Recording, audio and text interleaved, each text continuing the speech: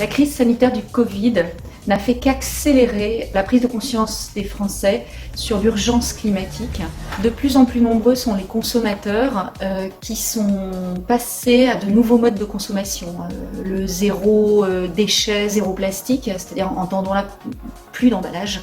Le zéro gâchis, là c'est se servir à la juste dose.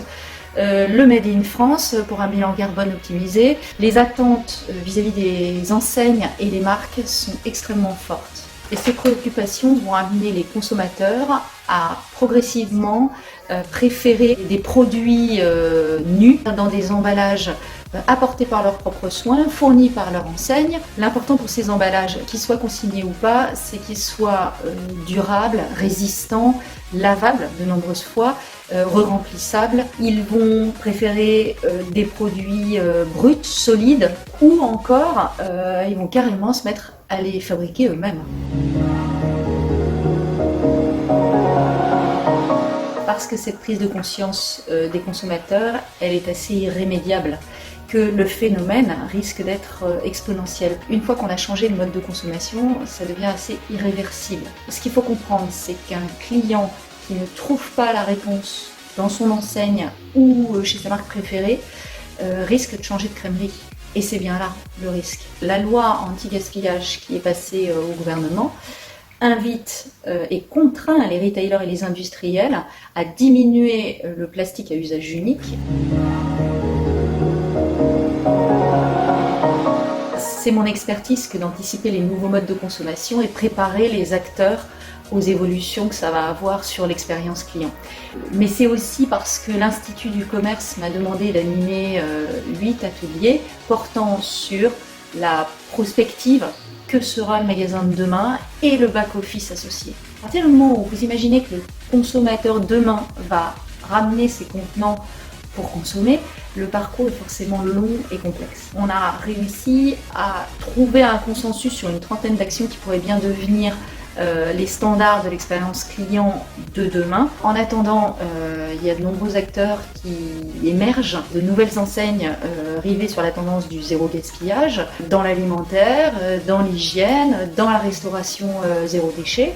Il y a aussi des acteurs online qui ont lancé des solutions très astucieuses, mais il y a aussi des prestataires experts de l'éco-conception des contenants, de la logistique transport aller-retour, de la collecte, du nettoyage, de la consigne. Il y a aussi les retailers et les industriels qui se sont lancés dans des tests, des prototypes pour valider leurs grands arbitrages stratégiques et trouver le business model. Les secteurs qui vont être touchés et qui sont d'ores et déjà touchés, c'est l'alimentaire, les détergents, les produits d'hygiène, la cosmétique, demain la papeterie, le bricolage.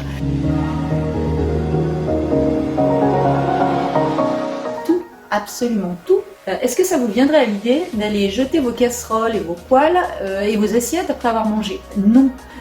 Pourquoi? Parce que ce sont des biens durables. Demain, l'idée, c'est de faire basculer des millions de consommateurs dans un nouveau mode de consommation qui consiste à faire en sorte que l'emballage devienne durable, lavable et qu'on le collecte ou carrément que l'emballage disparaisse. Alors comment on va y arriver? En proposant aux consommateurs une expérience qui soit la plus fluide possible. C'est-à-dire qu'il faut que tout ait été pensé, que rien n'ait été oublié, que tout soit le plus intuitif et le plus logique possible. C'est en projetant les parcours consommateurs de bout en bout et de façon très complète qu'on va réussir à relever ce grand défi. Parce qu'en fait, il va falloir repenser le sourcing produit, les références qu'on va proposer aux clients, la signalétique, la façon de faire de la pédagogie, l'aménagement de l'espace, le merchandising, le mode de distribution, l'évolution des systèmes de tare pour le vrac, l'encaissement, l'accès à l'information à la maison pour le consommateur, les dispositifs d'incitation à la collecte-retour, et puis tous les nouveaux KPIs qui vont inciter le consommateur à basculer dans ce nouveau mode de consommation. Il faut aussi penser à tout le back-office pour que l'économie soit parfaitement circulaire. Tous les flux logistiques inverses qui vont sous-tendre ce magasin de demain. On repère en permanence, une veille sur le marché pour repérer les best practices qui vont former les standards de l'expérience client demain. Il faut sensibiliser les collaborateurs à l'importance d'y aller. C'est pour ça qu'avec l'Institut du commerce, on a mis en place des retail tours et des formations online. Et une fois prêt à l'action, on va proposer aux collaborateurs des ateliers assez atypiques, collaboratifs, où on va se projeter dans l'expérience consommateur qu'on veut faire vivre, créer les parcours consommateurs de demain et en déduire l'ensemble des besoins que l'entreprise doit formuler auprès des prestataires. Ça va leur permettre de gagner énormément de temps, d'accélérer les réflexions, mais également de voir quels sont les tests qu'il faut qu'ils mettent en place assez rapidement.